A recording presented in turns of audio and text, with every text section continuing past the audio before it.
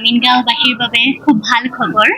কেশৱদাৰ উদ্যোগত আজি দুখনকৈ অনুষ্ঠান আজি মুকলি কৰা হৈছে। এখন হৈছে ফাৰ্নিচাৰ হাউচ আৰু এখন কাৰ এচেচৰিজৰ।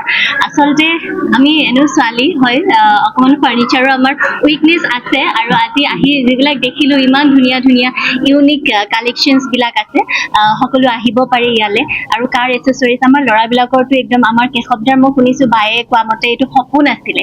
আজি সপোন তেখেতৰ বাস্তৱিত হ'ল, গতিকে তেখেতক বহুত বহুত অভিনন্দন জ্ঞাপন কৰিছোঁ। সকলো আহক আমাৰ আমিনগাঁৱত থকা অনুশ্ৰেয়া গ্ৰুপৰ ফাৰ্নিচাৰ হাউচ আৰু কাৰ এচেচৰিজৰ।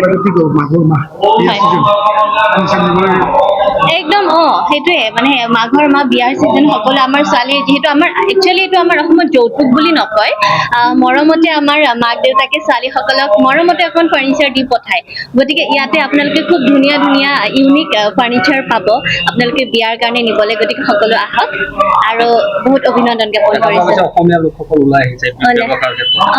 সেইটো বহুত ভাল খবৰ, কাৰণ আমি আগতে অসমীয়াসকলে ভয় কৰে ব্যৱসায় কৰিবলৈ, ৰিস্ক ল'বলৈ ভয় কৰে। কিন্তু এতিয়া দেখিছোঁ সকলো ক্ষেত্ৰতে হওক, এডুকেশ্যনৰ ক্ষেত্ৰত হওক, আমাৰ এইবিলাক ফাৰ্নিচাৰ হওক, চব ক্ষেত্ৰতে আমাৰ অসমীয়াসকল খুব ধুনীয়াকৈ ওলাই আহিছে।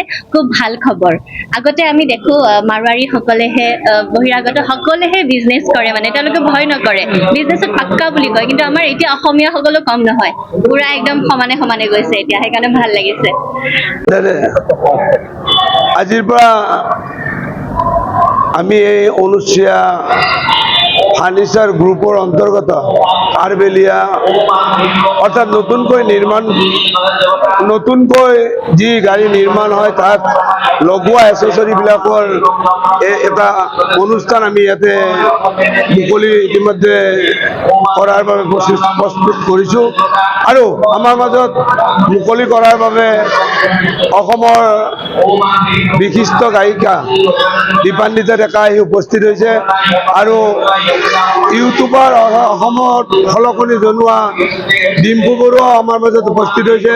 সেয়ে আমি কিছু সময় পিছতে এই অনুষ্ঠানটো আনুষ্ঠানিকভাৱে মুকলি কৰিম আৰু সমূহ ৰাইজৰ অৰ্থাৎ অসমবাসী ৰাইজৰ এই সহায় সহযোগিতা তথা এই অনুষ্ঠানটো যাতে সাফল্যমণ্ডিত হয়, ভৱিষ্যতে যাতে আমি আৰু আগবাঢ়ি যাব পাৰোঁ, অসমীয়া সমাজখনক যাতে আমি উদ্যোগমুখী কৰি নিব পাৰোঁ।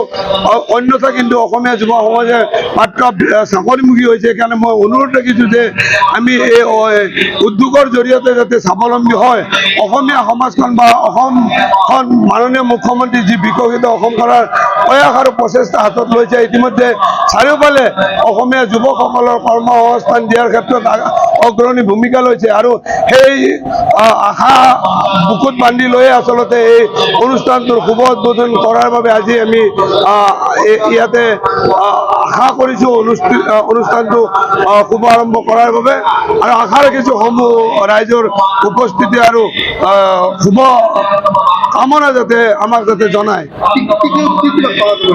ইয়াতে নতুন গাড়ীৰ সকলো বস্তু ইয়াতে লাভ কৰিব।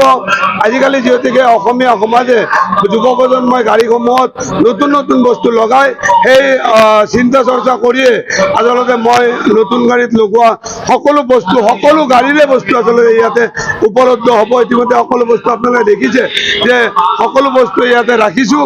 লগতে আমি দেখিছে যে ইয়াতে আমি আন এটা অনুষ্ঠান অহাকাইলৈ মুকলি কৰিম, অনুশ্ৰেয়া ফাৰ্নিচাৰ ইণ্ডাষ্ট্ৰী। এইটো আমাৰ মাননীয় মুখ্যমন্ত্ৰী বিশেষ কৰ্তব্যৰত বিষয়া হেমন্ত চৌধুৰী মহোদয়ে মুকলি কৰিব। আজি আমি মাত্ৰ কাৰবেলিয়া অনুষ্ঠানটো মুকলি কৰিম।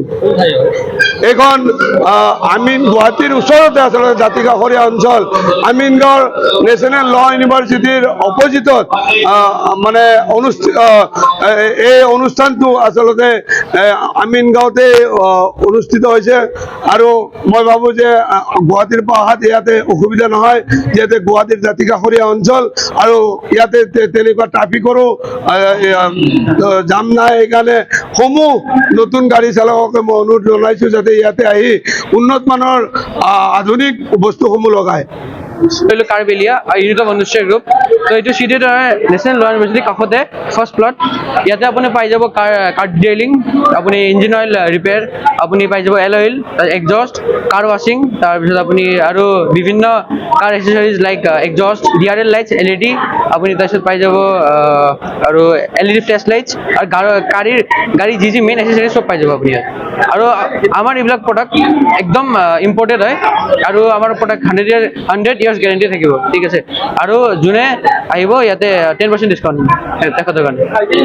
ঠাইখিনিৰ নাম আমিনগাঁও, লাচিতপুৰ, গুৱাহাটী 31, নিয়াৰ নেশ্যনেল ল ইউনিভাৰ্চিটি, অপজিট টু নেশ্যনেল ল ইউনিভাৰ্চিটি।